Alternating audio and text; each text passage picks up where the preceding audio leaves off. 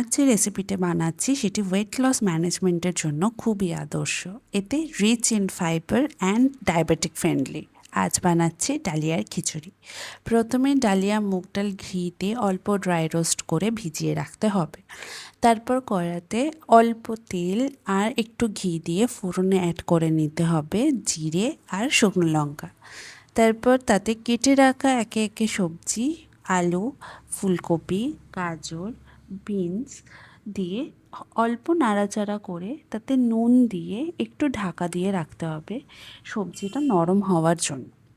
ঢাকনা খুলে তাতে বেটে রাখা পেস্ট, আদা, টমেটো, জিরে, কাঁচা লঙ্কা দিয়ে দিতে হবে।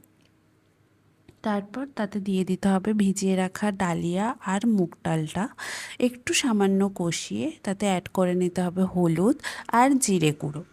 তারপর সেটাকে প্রেশার কুকারে ট্রান্সফার করে দিতে হবে।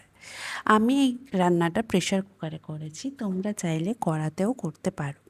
প্রেশার কুকারে সামান্য জল অ্যাড করে তাতে একটু নুন, হালকা সামান্য চিনি আর দিয়ে দিতে হবে একটু ঘি আর কাজু বাদাম। তারপর ওয়েট করতে হবে 3টে হুইসেলের জন্য। ব্যাস ready our wholesome broken wheat khichuri.